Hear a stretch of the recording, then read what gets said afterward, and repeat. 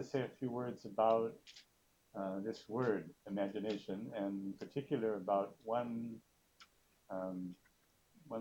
word that is used in South India in this period. We're talking about, again, I remind you, 15th, 16th, 17th century.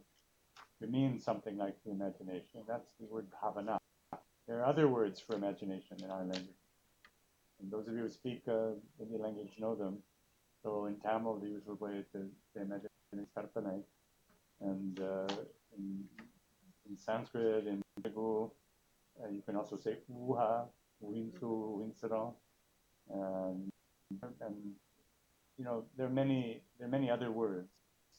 And actually some of these words, which are derived from the Sanskrit root klup, so kalpa, vikalpa, kalpana, that's the root of karpanai.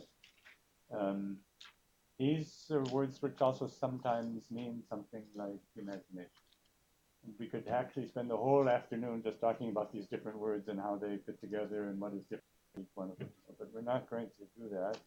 Instead, I want to assumes the real importance in this respect, in this period, and that is this word bhavana, or bhava in Sanskrit, and bhavinsaram, a verb in Telugu.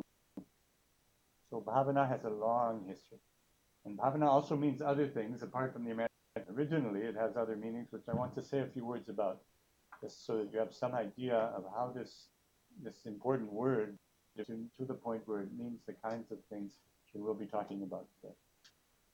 Bhavana, a very famous word for different kinds of meditation, visualization, contemplation, both in Buddhism, Mahayana Buddhism, especially, also in Theravada Buddhism,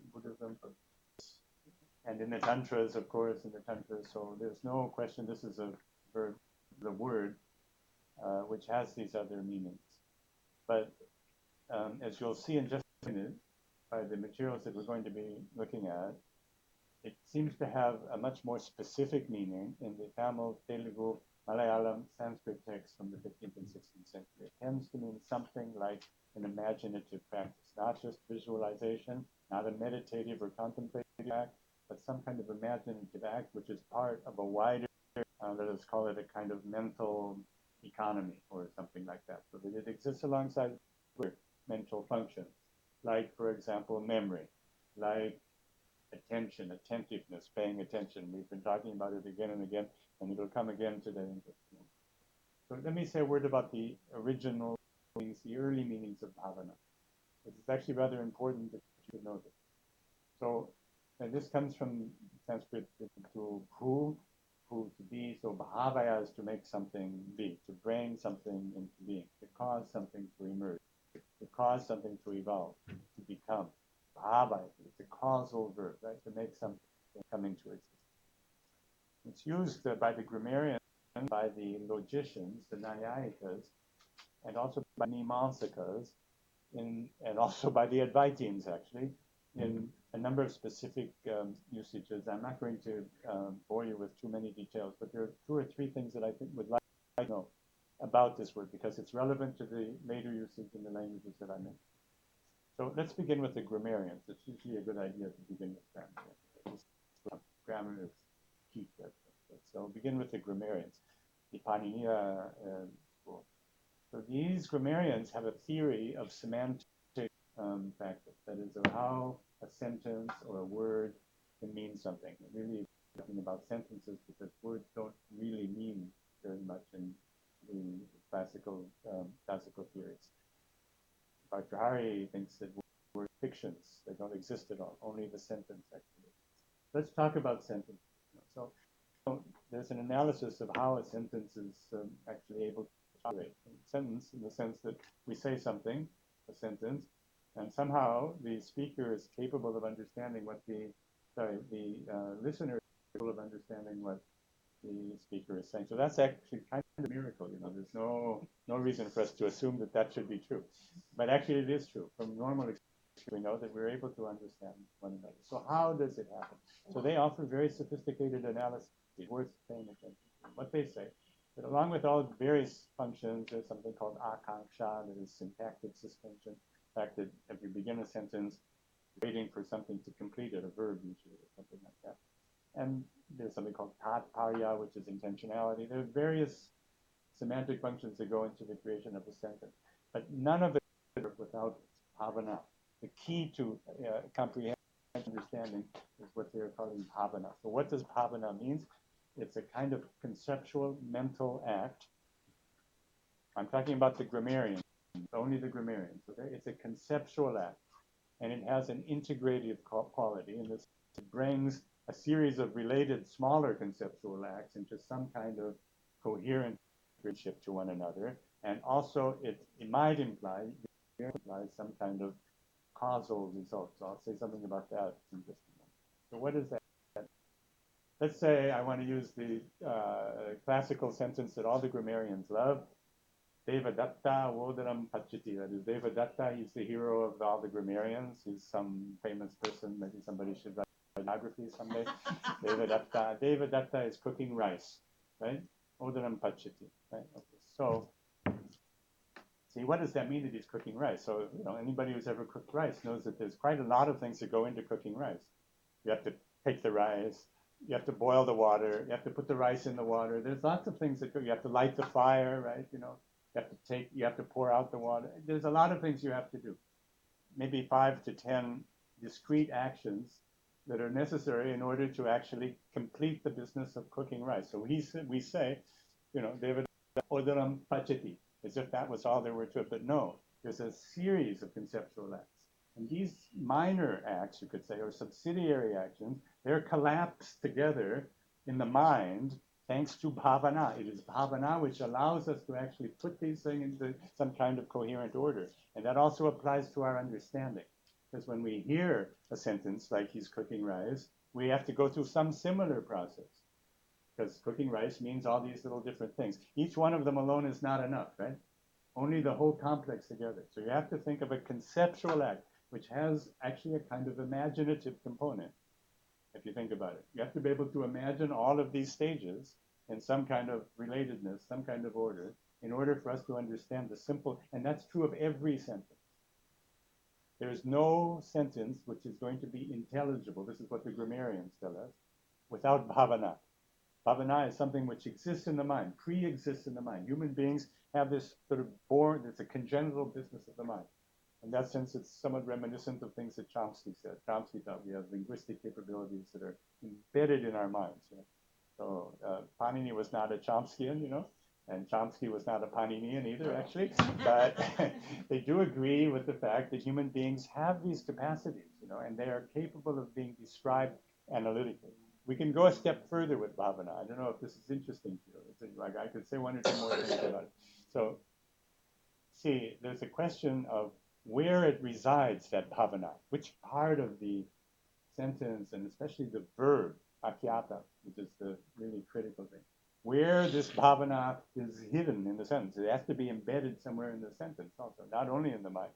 So there's one school which thinks that it's embedded in the verbal root. The grammarians tend to prefer the idea that the verbal root is actually the site of bhavana. It hides somewhere inside this root. The root does not exist. The root is a fiction.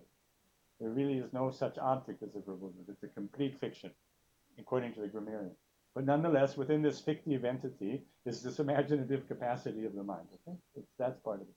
Others, like the Mimamsakas, think that it resides in the endings of the verbs. So if you say pachati, you have the root pach, to cook, and then you have ati, right? There's an infix and a suffix.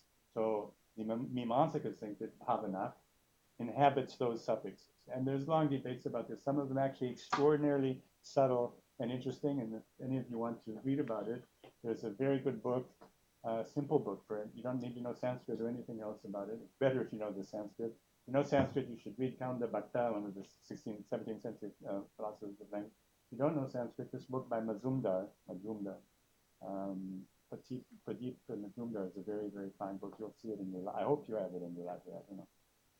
If you don't have it in the library, send me an email. I'll scan a copy and send it. It's a book you should have there. It's a little book and very, very good.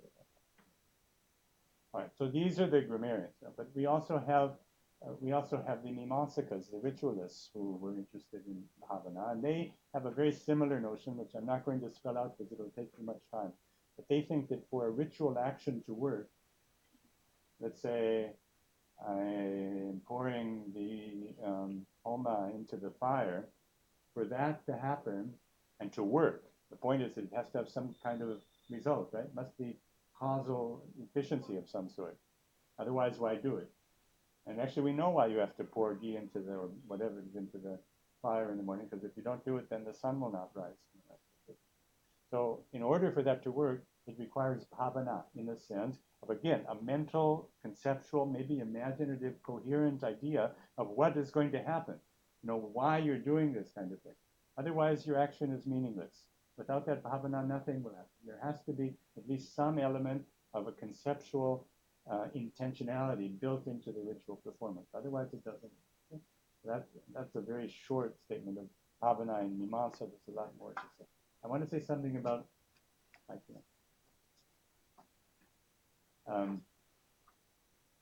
want to say something about the logicians, because here, I mentioned this the first session, if I'm not mistaken. I'll say it again, just very, very quickly. It's very fascinating here, because it was the logicians, the Nyayikas, who developed a very subtle and complex model of the mind, by far the most complex that we have from pre-modern India.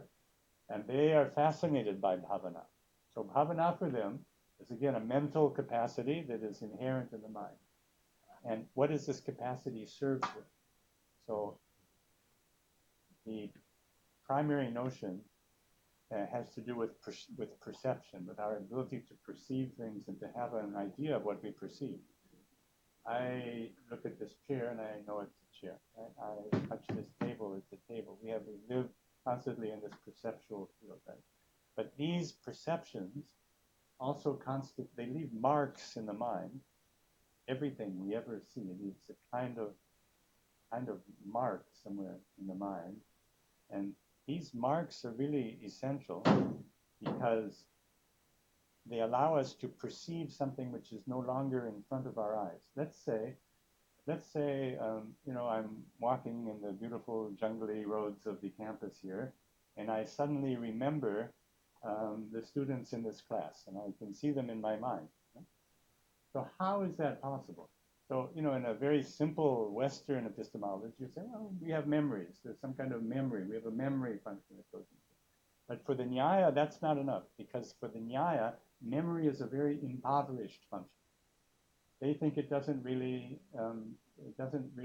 compete with other mental functions. What really counts is true perception for them. They're realists. They're very hardcore realists. What truly counts for perception is actual perception, direct pratyaksha perception. In other words, actually seeing or hearing or tasting the thing. That has to be true. The Nyayikas think that perception is always true unless there's some dosha, unless there's some flaw built into it. That's possible because, all kinds of things can happen between actually the thing that we see and the way it's processed in our brain. But normally, in a normal perception, it has to be true. That's what the Nyayikas do. It has an inherent truthfulness. Swataha pramanya, right? It's inherently true. Okay, but that's an interesting problem because if I'm walking in the jungle and I'm remembering this class, right? So I'm not seeing it, right? I'm not seeing you directly. But the Nyaya actually says, yes, I can see you directly, just as directly as I'm seeing you now. And that's because of bhavana. Bhavana is this capacity in the brain to bring forward this mark that has been left somehow by our initial perception and to make it an immediate pratyaksha perception. That may sound strange to you, but that's what they say. And they think that's different than memory. Memory is a whole different kind of mental functioning and not very reliable. Actually, we all know that. We remember things in all kinds of, selective ways, right? None of us ever remember things exactly as they were. Memory is always some kind of creative reworking of what we've seen. But to see your faces in my mind, which is possible, the Nyaya would say, I can do that because of bhavana. The bhavana is this mental capacity to bring into the forward part of the mind a direct pratyaksha perception, even when the actual stimulus is gone, you know. And they believe that that's how the mind works. We have this potentiality. And that's also connected to notions of causality. You could say that for the Nyaya, bhavana is the ground of all causal connection. It's the medium of connectivity, you could say, per se. Something holds things together in our perceptual world, right? Just as something holds things together in the linguistic world, right? What is it that holds it together? Bhavana, just making something real, making it be, making it come into being. And that's something inherent in the mind. It's an integrative and often causal force, inherent in language, always present in ritual activity, and also there in perception. You see what that means, if you think about it, is that all true perception, all forms of true perception have an imaginative component. There's no such thing as seeing or hearing or listening without some kind of imaginative content. Okay? I'm talking about the Nyaya model now. This is still not, we're not yet in 16th century something.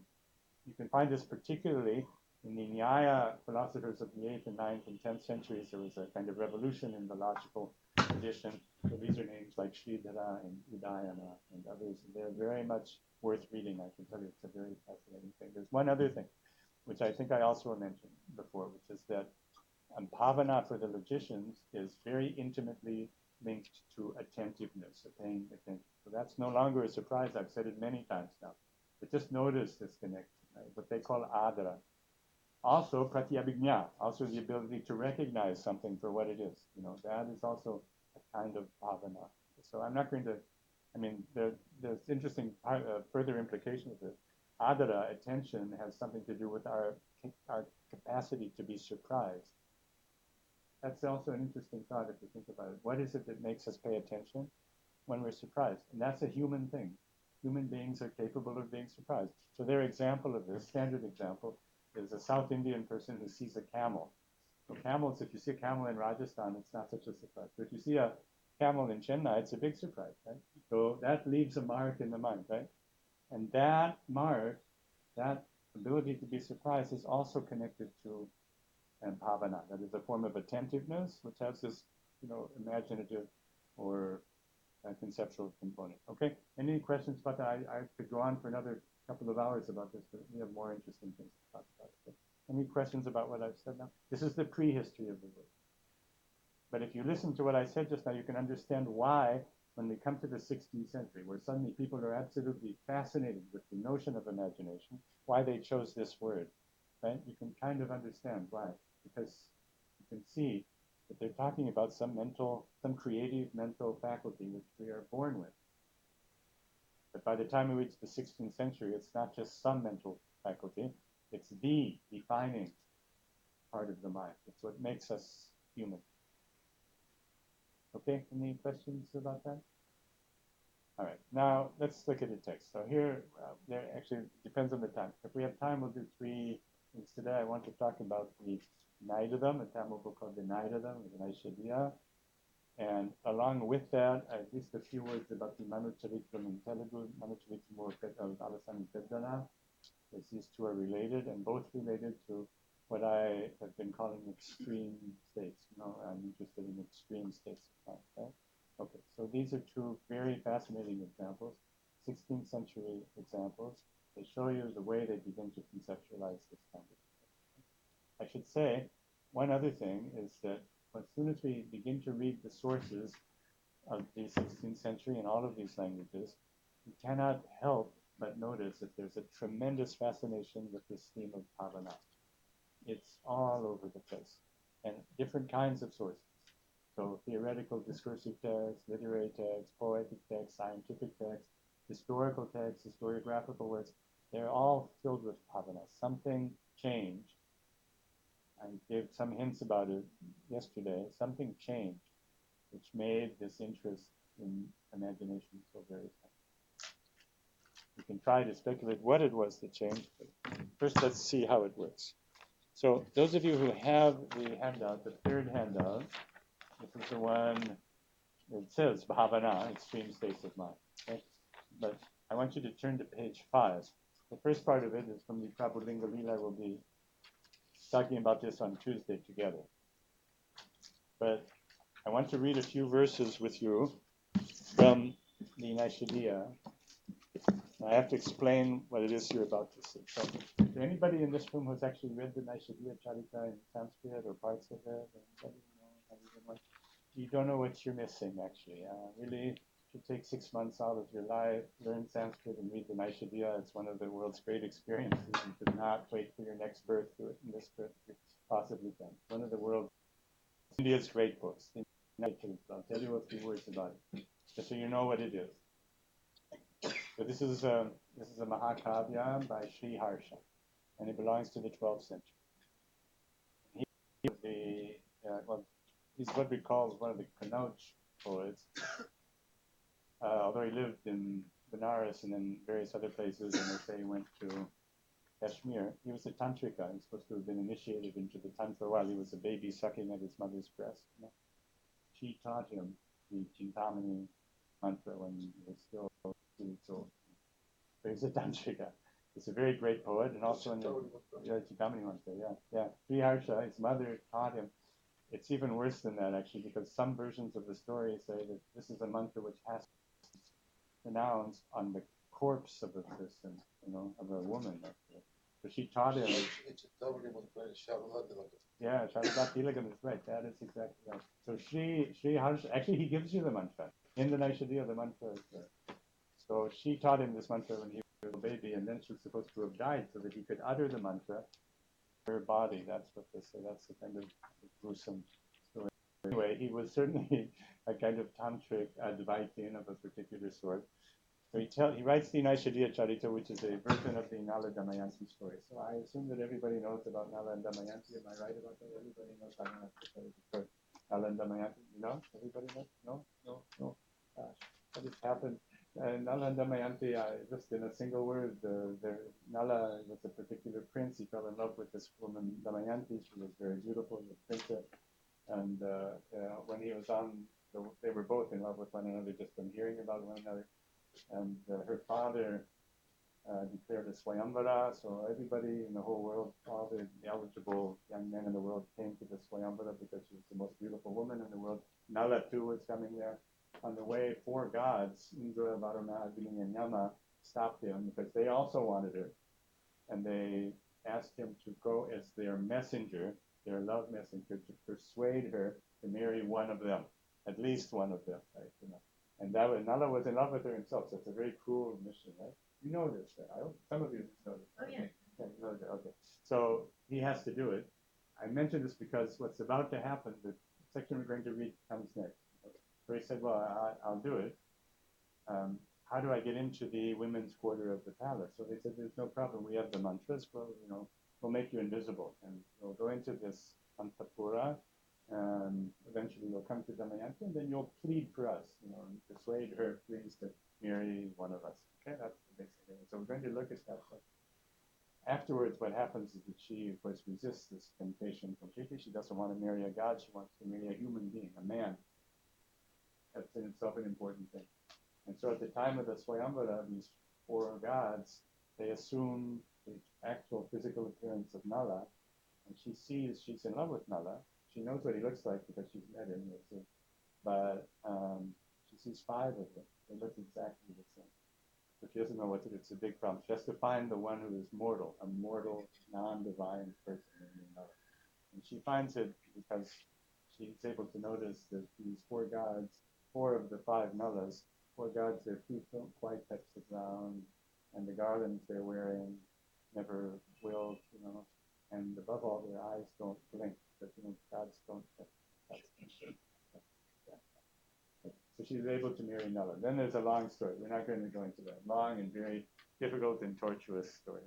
So I think this is the most famous and popular love story in the whole history of South Asia. And it exists in hundreds, if not thousands, of variants. Every place has its own version or mini version. And one of the most beautiful is the Naishadhiya, which tells the story in a very kind of lyrical and complex. Each verse is a very kind of miraculous. So this is a 12th century thing.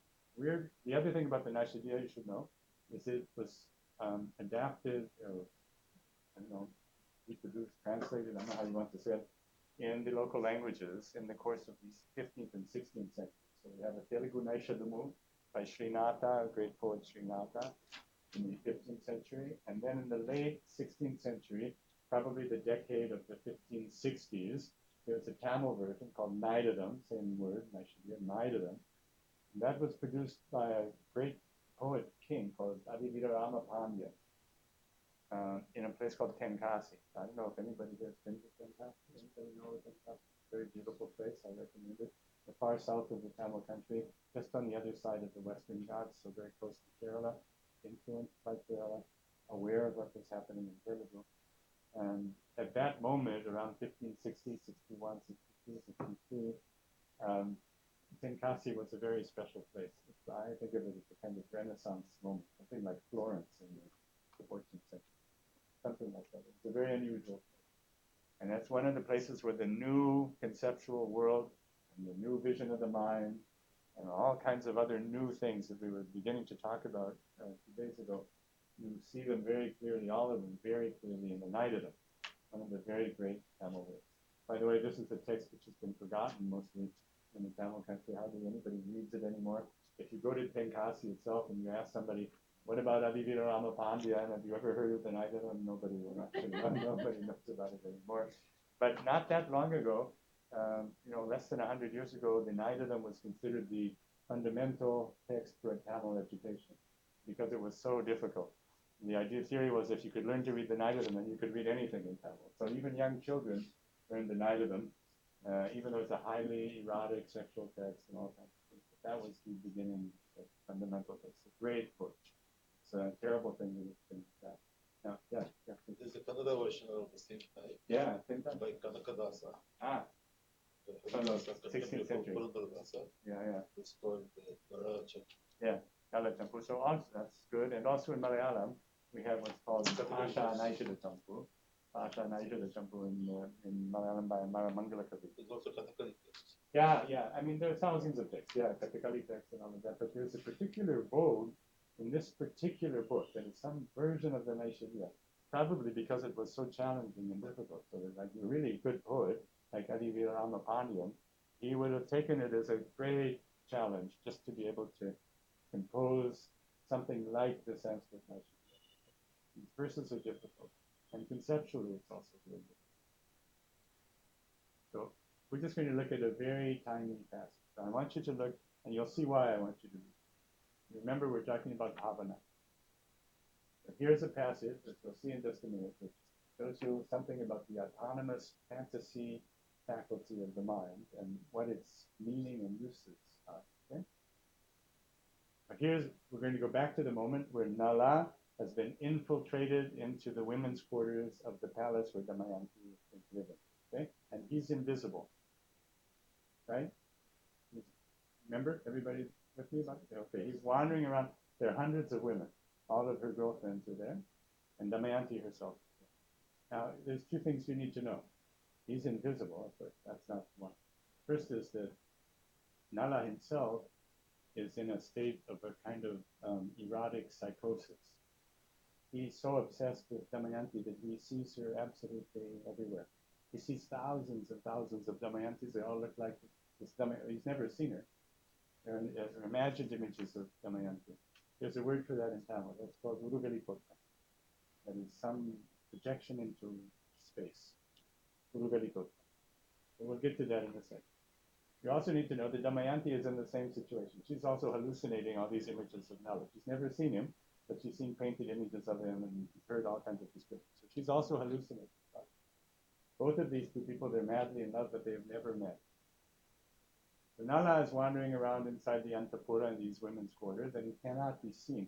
But he's not quite entirely unperceived. And we're talking about the Sri Harsha text. By the way, there's a very beautiful Pahari set of illustrations. You know that they're now housed in a museum in Jammu. Famous set of Naishadiya paintings based on the Naishadiya. You can actually see the passage that we're talking about in those paintings. Very, very beautiful. So he's wandering around and he cannot be seen. However, his reflection is plainly visible in every polished surface, mirrors, shiny walls, the ornaments that the women are wearing on their breasts, So his reflected image is visible. If you were walking to the palace, if you and I were walking to the palace, we would not be able to see Nala, he's invisible, but we would see, every time we passed a mirror, we would see his reflection in it. That's because the reflected image is more powerful than the actual physical image. And I mean, that's something maybe worth thinking about. Also, you can see his footprints in the dust. You can't see him, but you can see his footprints. And also you can feel him. And these women, he keeps bumping into these women. He bumps into them by mistake. But they feel it. And they're thrilled to sense that there's a man there, although they can't see him. There's no, what they see is empty space. All kinds of things happen. Two girls are playing ball back and forth. He comes in between them, the ball disappears for a moment. They don't understand how it's possible. A lot of things are happening like this. Goes on to a very beautiful long time. But they can't see. All right, so then there comes a moment when he comes pretty close to Damayanti herself. So remember, she's in this hallucinatory mode. And she knows that there's a Swayamvara coming up, where she's supposed to cast a garland over the neck of her tree, the one she loves, right? And she sees Nala everywhere because she's hallucinating, right? So she takes this garland that she's holding, and she throws it over the neck of some hallucinated image. And guess what happens? The garland falls exactly around Nala's neck. And that means it disappears, because everything that comes into contact with his body disappears. So this is a big shock, both to Damayanti, who threw the garland, but also to Nala, because Nala, who has seen her throw it, he thinks that she's just another one of these hallucinatory images he has in his mind. There are thousands of them. All he sees is Damayanti. There's not even the slightest possibility that he might admire the beauty or even fall in love with any of these hundreds of other women. He can't even see them. All he sees is Damayanti. Thousands of Damayantis floating around his face. And one of them has thrown this garland that has come around his neck. So now you have to see what happens. This is the moment that these two people actually meet for the first time, but they're both in these kind of confused states. So we're talking about extreme states, love psychosis. And I think if you remember, I said to you, states like these, in this period now, they're felt to be internal to the mind. It's not something that comes from the outside. It's some self-generated quality. It's very important. So let's read. First, we'll read a couple of verses from the Sanskrit Naishadhiya Charita, which are the basis for what the Tamil version offers. I want you to see the difference. So here's Sri Harsha in the 12th century. He says, that is Nala. Those of you who have it, have a look. Those of you who don't have it, just listen. This is in the last of the three. It's on page 5. Page 5 at the bottom. So chapter 6 of the Naishadhiya, and the poet says, he was amazed. That is Nala. He was amazed. A garland, the gift of a person I have only imagined, that's bhavayati, turns out to be real. Okay? And she, for her part, was also wonderstruck, seeing the garland she tossed in the air disappear. Right? Just like I finished a moment ago. Now, they kept seeing each other as if they were elsewhere, though together they occupied one shared space. They were actually touching one another. Now listen carefully, and while their two fantasies, false, mutual, and internal, gripped one another, these two people truly embraced. I want you just to take a moment and read that verse to yourself quietly again, and then I'll read it to you in sound. I want you to think about what it is. You can see that we're in some different mental world than anything we've encountered until now. Take a minute to have a look at that. And then you can.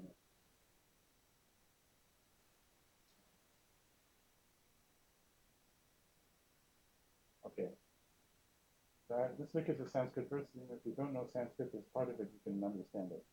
Anyonyam anyatravadikshemano parasparena dushyateti deshe alingitalita parasparantas satyam vitastau parishasvajate. Only Sri Harsha could write that kind of Sanskrit. Nobody else has ever written that kind of verse. And especially there's a samasa, there's a long compound, alingita parasparantas. These are the two fantasies that are false, alika, mutual, paraspara, and antas, internal to their minds. I told you just a moment ago, this is some endogenous thing in the mind. It hasn't happened to them from outside. But they're false, the two fantasies. They're false. And yet, these two people truly embraced, right? Now look at the next verse. We're still with Sri Harsha. In the joy of touching, they thought it must be real. I mean, there's that touch. What could be more real than touch, right? They're feeling one another. Right? They're actually embracing, first time. But as the moment went on, they came back to their senses and knew falsely that it was false. Again, they touched each other, truly standing on the path, and deluded, failed. So, it develops afterwards to a point where Nala actually makes himself visible because the mantras allow that. When he finally actually understands at some point that this woman whom he's just embraced, although he thinks she's a delusion, he thinks she's a fantasy in his mind, right? But he eventually comes to see that this is truly Damayanti, so he makes himself visible to her. And then there's a very long and very complex and quite amazing, remarkable conversation between the two, because actually she identifies him correctly very quickly as being Nala, but he doesn't want to admit this. And she spends huge amount of effort and very complicated words, Sanskrit words, trying to just get him to say his name. Just say, tell me that she knows that he's Nala, but she wants him to say, and it goes on and on like that, very sophisticated wordplay. And finally, she can't take it anymore, and she starts to cry, and that breaks him. And he says, "Oh, wait a minute! Can't you see that I'm Nala, and that I love you, and I want you?" And it's a very beautiful, moving verse, and we had time. It'd be nice to read it together. But this is before that. This is the moment that interests us here today, because here, look what's happening. I mean, you want me to formulate it, or one of you want to try to say it? Look what is happening. Look at this first. There's the two fantasies, but they're actually really embracing them. Yeah. And because they don't believe what they're actually doing, they lose out on what's actually happening to them. Yeah. They don't trust that capacity. That's what he tells us. Yeah, that's what he tells us. The poet says they didn't have Shraddha, Ashraddha. They didn't trust it. They should have known, because that touch is an absolutely unmistakable pramana. You cannot doubt it, actually. That's one thing about touch. Also about taste, by the way. It's indubitable. There's no way you can doubt it. Unlike seeing and listening, which, in fact, these are fields that are open to doubt. But here they don't trust it. You're right. That's true. What else? So they're losing it. Yeah, they kind of lose one another. You'll see in the Tamil. See, I tell you the thing that is most important to my mind. And this is still the early time. We're in the 12th, 13th century. But you can see that there's two tracks or two levels happening. And the embrace takes place on both of these levels. That's the very striking. In other words, there's this mental thing, and the mental level has its own kind of rules and autonomy. And they're convinced that it's all some kind of hallucination, right? And then there's the physical. So here's the rule. If I wanted to formulate a hypothesis, an axiom, a possible axiom or two, it's something like the love relationship, if it's going to happen at all, it has to involve both of those tracks. And the mental track has an autonomy about it. In other words, you won't have a real embrace unless both the mental embrace and the physical embrace are happening in some kind of coordinated way. Otherwise, it doesn't work. And you have to notice we're talking about the mind, what's going on in the mind. But this mind has a whole, it generated all these fantasies, right? Actually, if they were only able to trust the fantasies, maybe the whole thing, the experience would have developed in a different way, but they're not able to trust, just like unemployment. But it doesn't matter, because you have these two tracks, and that together produces a real effect. So I just want you to remember the axiom, because I'm going to give you another example of it in a minute. That's a really different thing. This is a new world compared to everything that we've talked about until now. This is a new psychological world in which the mental contents of the mental fantasy contents of the mind have a necessary presence and an autonomy, and they're complementary to everything else, right? Including the, above all, maybe the physical. That's a very powerful statement. Now let's look at how the Tamil poet tells you this exact same moment. He's very close in a way with Viharsha, but he's also twisted it in a very interesting way. So here's the difference between the 12th century and the 16th century. Same text, same situation. We have a Tamil word for what he's experiencing, this Uruveli Gotram, these thousands of teeming images of Ramayana, right? So he speaks, this garland came from a woman whom I saw as an illusion. He saw it, right? But he's convinced that she's an illusion, right? That's what he thought, while she lost sight of the garland and was bewildered, for obvious reasons, right? Garland, poof, disappeared into the air. He happily embraced her, the all too familiar delusion. He's happy. He actually likes the feeling, right? He happily embraced her, the all too familiar delusion. She clung to his chest, thinking that was as it was. Here's a moment where the Tamil poet has added something a little new to the Sanskrit original text. Think of it. See, something really odd has happened, no? He embraced her, the all too familiar delusion. That we understand. Easy to understand. He's embracing her.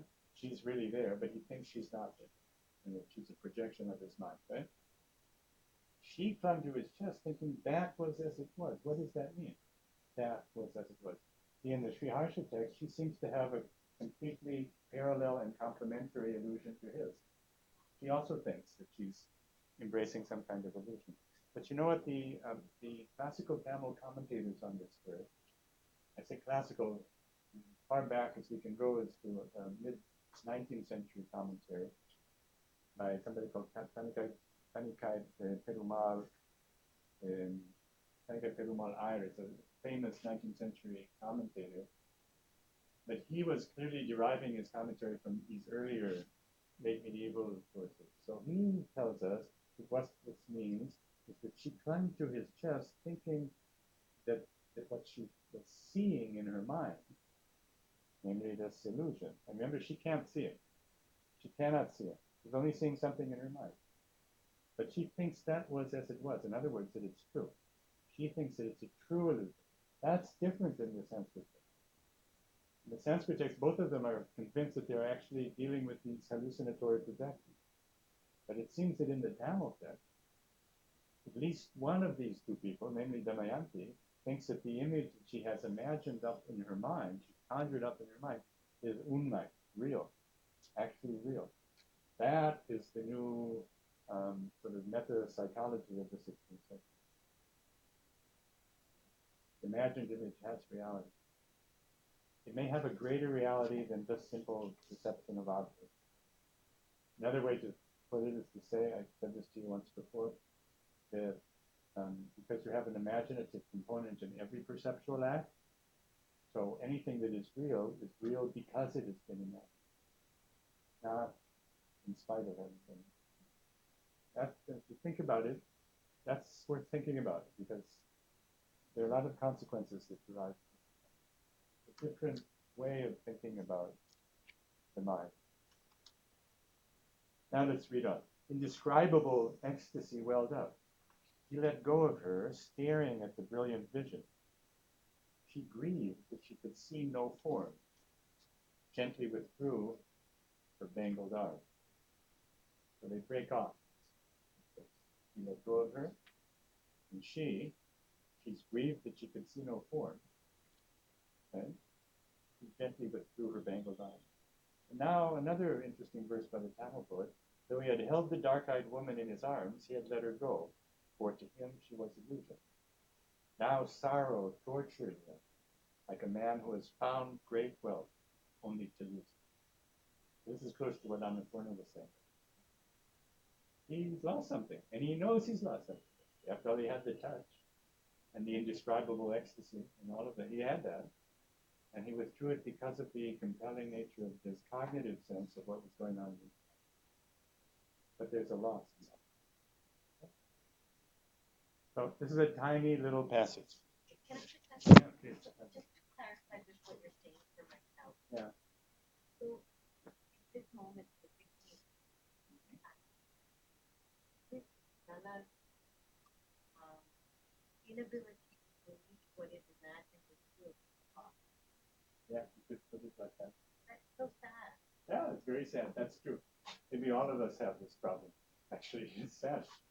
Absolutely sad. I mean, there are very special circumstances, and another Damayanti story doesn't happen every day just like that. It's a But, profound statement on the value of the imagination. yeah, that's right. It is. I mean, the sadness which comes through so clearly in the Tamil text does seem to suggest that in a world where the imagination is the driving force and the defining force of what it is to be a human being and to have a mind at all, if you can't somehow acknowledge that, use it, do something with it, then actually you're condemned to a kind of shadowy existence, something like that. An existence that will not be real. It will not feel real. This is maybe the moment to say, again, I don't know if I said this before, that, there's an interesting problem here about the word real and the word true. So, see, it's very easy for us in English, those of us who speak English, there's a natural distinction between what is real and what is true. These are not isomorphic, There's lots and lots of things that are true that are not real in an English cosmology. Maybe most things that are true are not quite real. Think about it. What about the language of poetry? I mean, there's all kinds of things. But in English, we have these two terms.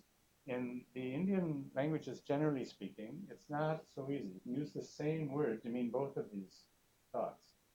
So, I mean, this is a kind of methodological problem, you might say. I've hinted at it before. We are using old words like bhavana, like manas, like ullam, right? And so on.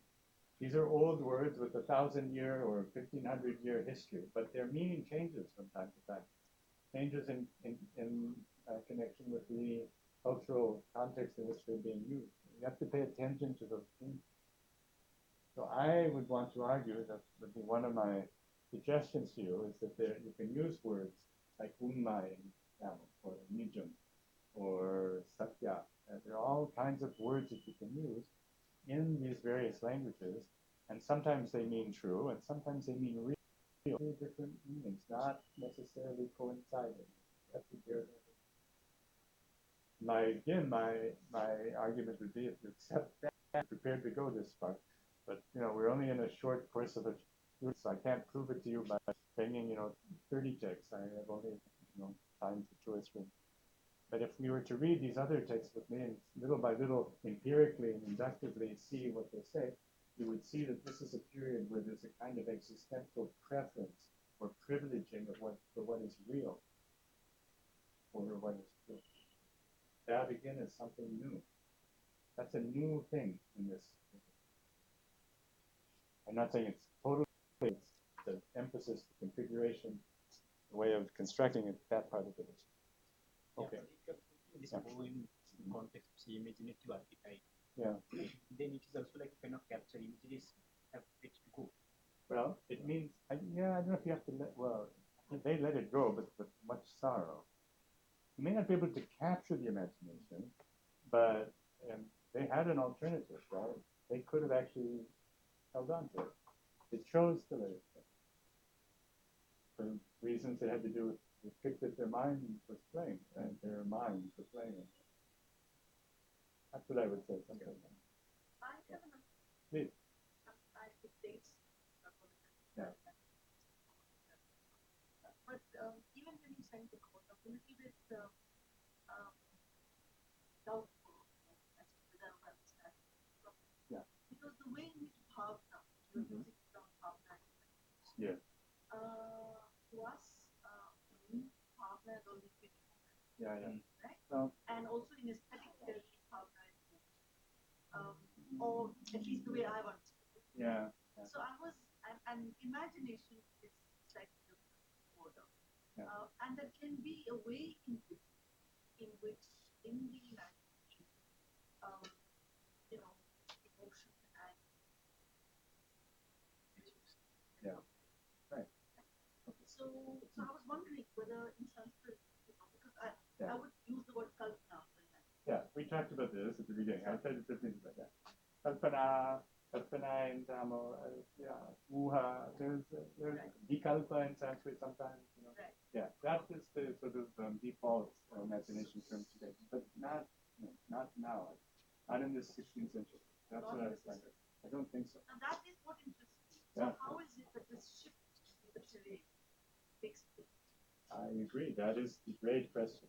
So, the how question is a hard question to answer always.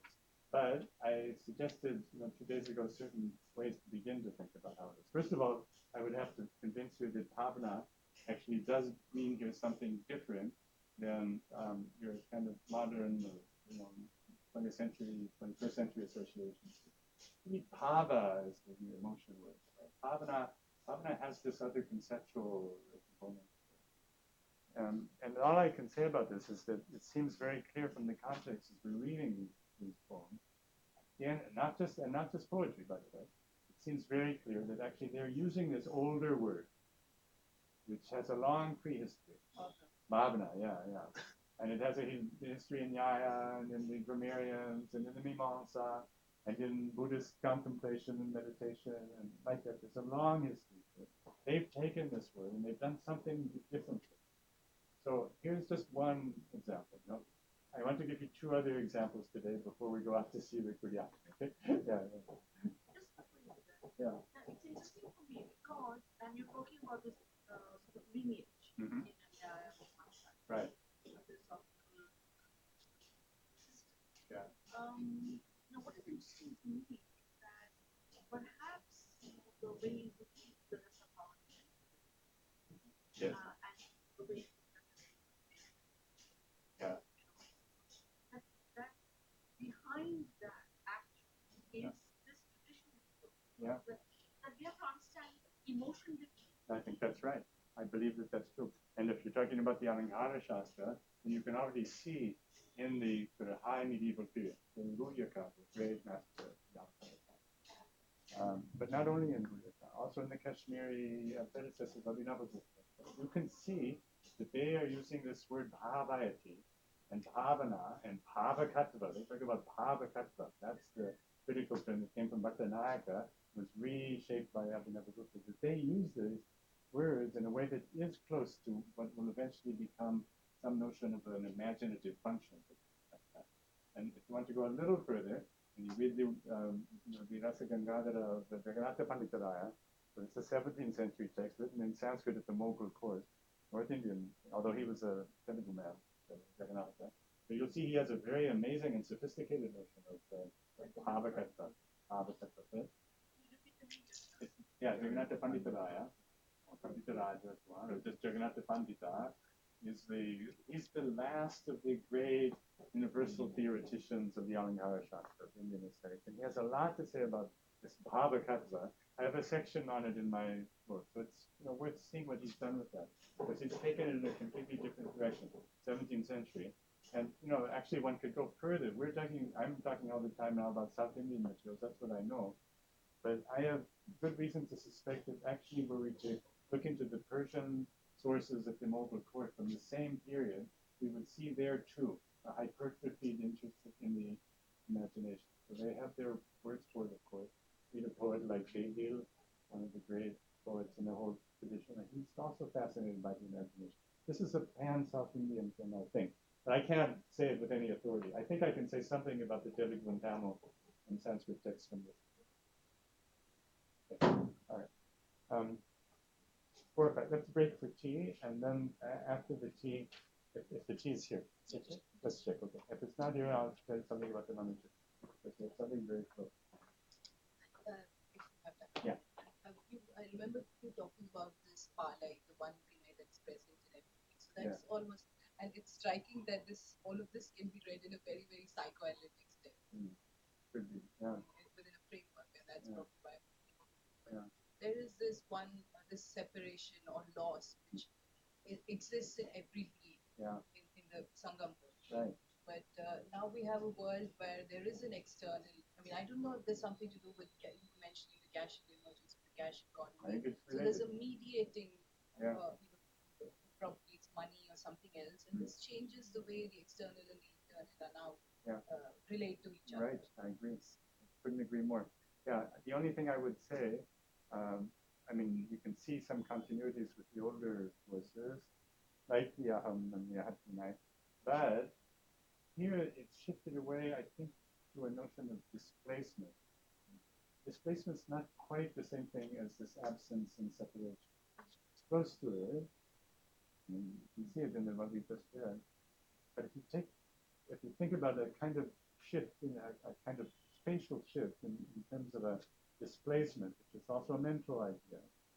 I mean, I'll show it to you in just a moment. I think the underlying theory, again, if I had to state an axiom, it would be that you're unable to generate a new human being, for example, maybe anything new, unless there's some displacement. And it fits this same model. You'll see it in just a second. I'll just say a few words about the monetary system, and then I want to talk about one other story. We'll have to go, then we'll go see the video. Maybe I'll start talking about the monetary. So here, again, it's a chapter in my book about it. We also have a translation of the monetary, which you can now easily find. It's published in the Murti Classical Library of India. You know about the Murti Library I mentioned. So Narayana Rao and I did a translation of the Manuskriti, which is considered the ultimate kavya in Mahakavya in Telugu. It's early 16th century text composed by a poet called Alasani Peddana at the court of Krishna Devaraya. So this is the great high political moment of this period. He composed it Hampi probably around 1515, 1520, something like that. Not by chance, this poet, Peddana, again, is considered the greatest of all Telugu poets, at least the thing that like that. I have another personal favorite, but we'll leave that aside.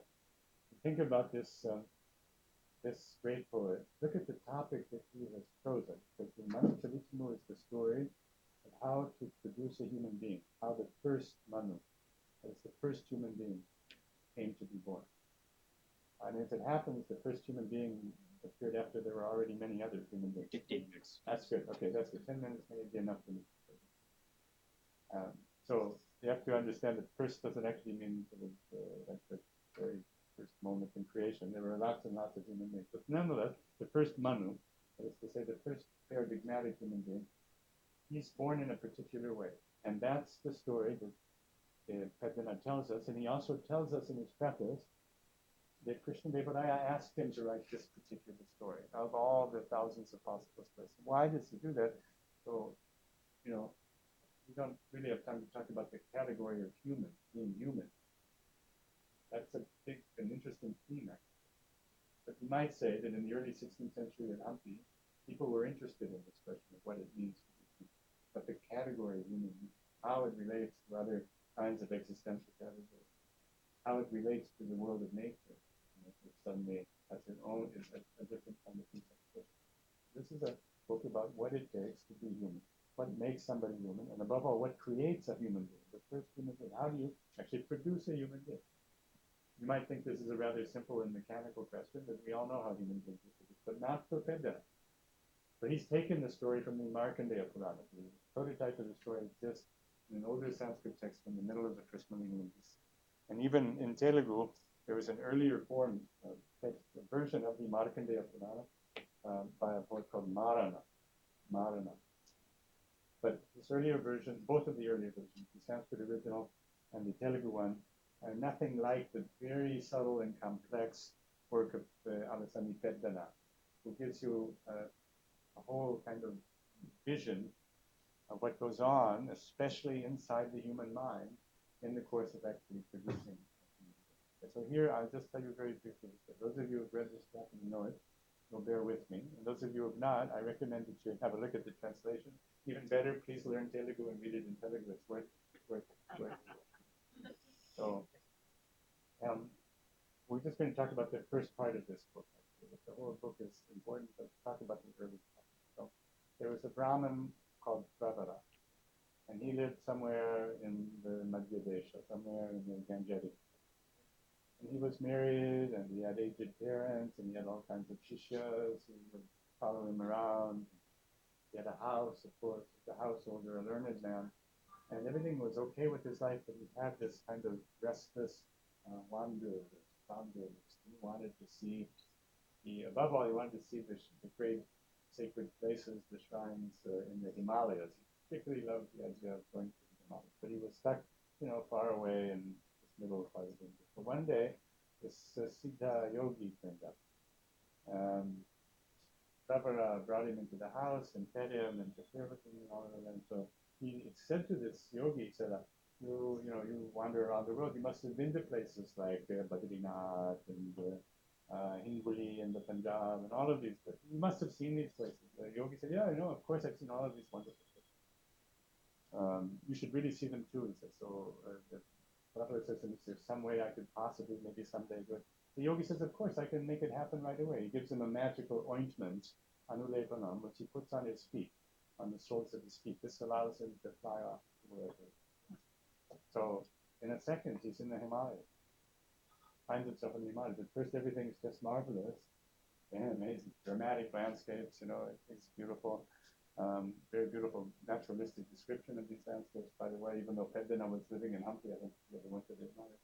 But anyway, he describes it. Everything's fine. A few hours pass. Suddenly it's noon. And Pravara is hungry. And it's time to go home. But it's not working, the Anulepanam, because he's been walking barefoot in the snow and it's washed off in the snow. So he's stuck, poor man, up there in the Himalayas. And he doesn't know how to get back. And he's worried about it. His aged parents must be worried. His wife might be worried. The students are probably worried. And he's above all hungry himself and wants to go home. It was just a sort of passing thing. It was that he could get on an airplane and then come back. But he didn't have a return ticket. So he's wandering around, looking for somebody who will at least point the way to go home. Right? And he suddenly hears this very remarkable music. He comes across this woman. Actually, she's a kind of apsaras, the divine lady called Varutini. She's playing the veena, kind of lost in this ecstasy, playing very, very beautifully. So he says, actually, first he smells the presence of this woman, interesting. Then he sees. He says, here's somebody, maybe she can tell me the way home. Give me the directions home. So she opens her eyes and she sees him and she wants him immediately. He's a handsome, young, radiant Brahmin. Very innocent, pious Brahmin. So he says to her, you happen to know the way back to the Madhya Desha? She says, why go back there? I'm here, and you could stay with me for a while. And it goes on. This is one of the most famous passages in all of Telugu literature, the Varutini Pravara Sambada, conversation between these two. It goes on for quite some time. It takes him a while to understand, what she wants. And this is very typical in Indian love poetry. The woman, the more lovesick she gets, the more aggressive and bold she gets, and the opposite usually with the male. The male falls in love and becomes kind of passive and helpless and falls into it. But the women become very. So she, more and more, she says it, very quickly actually it happens, that she says to him, look, I want you now. I want you here. Just stay here and live with me.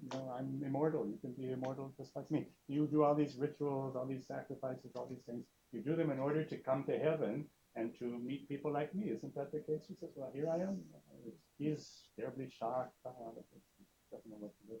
Except that it seems that on some level he's attracted to her, and he's an innocent Brahmin. To tell you that I read this poem. I read this poem with somebody just like that for years. One of my teachers in Andhra, we read this poem together. My teacher was just like that. He was very kind of pious, and I refused to believe that Prabhupada could feel anything at all. Anyway, we'll put that aside. I could tell you a lot of interesting anecdotes about that. So, anyway, it reaches the point where he says, no, what are you talking about? I have to go home. I'm already married. I have to, I have my rituals I have to perform and all that. This is very wrong what you're saying. It's very moralistic. She finally just flings herself at him physically, attacks him, and he pushes her away. He pushes her away, and in a kind of despair, he prays. He does what's called a satriya. Satriya, that is an act of truth. He prays to the fire god, and he says, "If I've been a good Brahmin and done the rituals and all that, so take me home now." And indeed, he goes home. The god sends him home that day. That's the last we hear about Prabhupada. He's gone from this story now. Almost gone. We'll see in a moment. So then, the only problem with this is that Varutini is in a very terrible condition now because she's fallen passionately in love with this guy and he's gone. He's completely gone. She's in a state of very advanced love madness, kind of psychotic state, described in great detail and very lyrical detail by the poet. So night falls, she's looking for him everywhere, she can't get him out of her mind, she's keeps seeing him in her mind. Night falls, she has these hallucinations, goes on all night, all kinds of crazy things. A very, very famous, beautiful passage in the third canto of the Manipuri. And then an interesting thing happens in the morning because it so happens that there was a Gandharva who had fallen in love with this Varutini, and these Gandharvas, they can take whatever shape they want, So he saw all of this. He saw what had happened, understood exactly what happened. He thought this was his great opportunity. So he takes the form of this absent Prabhupada. He's what's called the Maya Prabhupada. He's the Maya Prabhupada. And he's standing there very close to her. She comes upon him. He's actually, he's doing japa, meditation, pretending to be a yogi, all of these things, But she says to him, you're here after all. I've been looking for you all over this mountain, and I want you and all those things. So he says to her, well, I'm really interested only in my meditation and my japa and things like that, But as an act of self-sacrifice, he says, I will actually fulfill your desire on two conditions. One is that you never tell me not to do something. That was a male fantasy, right? And secondly, that you close your eyes while we make love. And that's because he's afraid that if she has her eyes open, she'll identify him as a kind of imposter and curse him. He's afraid of both. So there's this line. He agrees, of course, to these two conditions. It's a long, very remarkable description of their first lovemaking, and he stays with her for some months. And eventually he gets tired of her. She becomes pregnant, and he gets tired of her. And he says to her one time, he says, I'm going away, goodbye. How can you just say? And he says, well, that's how it is in life. People come and go. I have deep, just the fact. Loves are like that. Loves pass. When their time is over, the love passes. Maybe I'll come back to it. And he goes. That's the end of Maya Prabhupada. No more Maya Prabhupada. But she's pregnant now. Okay. She's pregnant, and eventually she gives birth to somebody who's called Swarochi, who is a great hunter. And Swarochi goes through a whole series of adventures that I can't explain to you now. Eventually, another child, the grandson, is born. And that's Swarochi Shamana, the first human being, the first Manu, Swarochi Shamana. You can see this is a story about how this Manu, how a human being was born. Now, there's a really interesting question here that the poet brings. What's the question? Let's take the first Swarochi, the first child who's born. So I want to know who the father of this child was. I mean, it's not me, the poet wants to. He raises this question. How did it happen? So what do you think? Who is the father of this child? What would you say? This is not a medical question. How much human DNA that child had? What is that? I said the medical question to how much human DNA that child has, which will be none.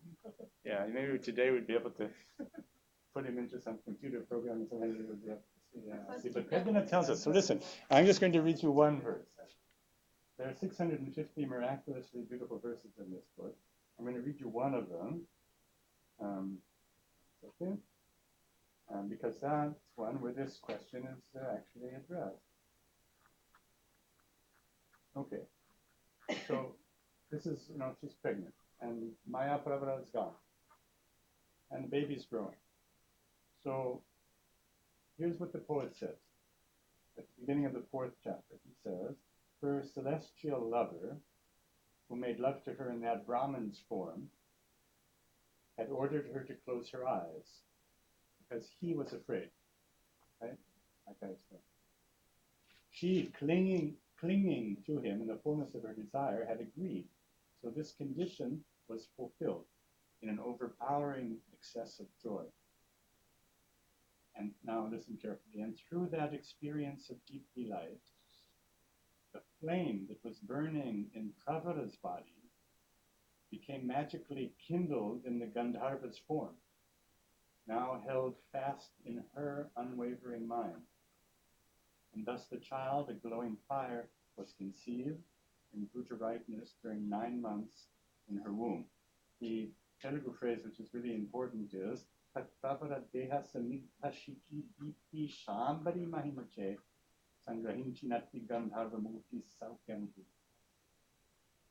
This is a flame, a fire. The flame is that image of Pravara, right? It was in his form. He was this brilliant, glowing Brahman. That flame entered into her mind, held fast in her unwavering mind, and that's how the child was conceived. So, now let me ask, so who's the father?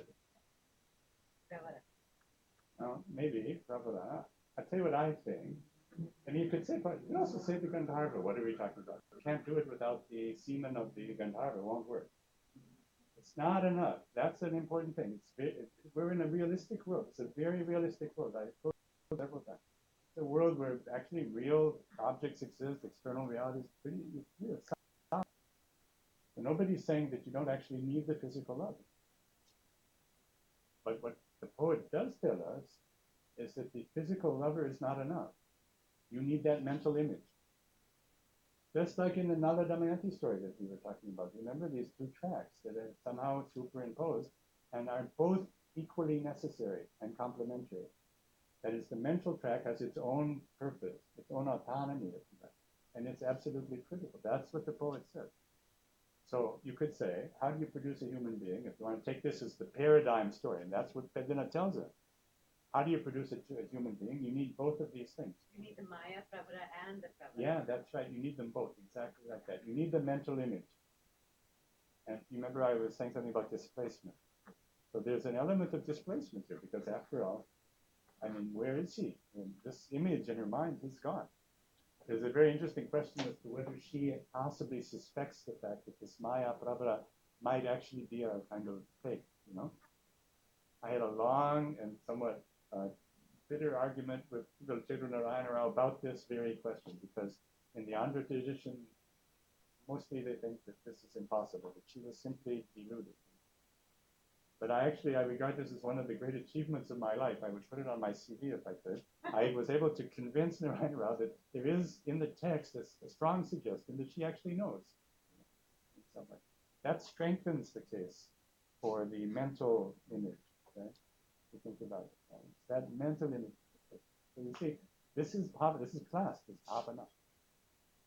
It has an emotional element, but above all, it has some kind of an imaginative component. So it's her imagination that turns creative.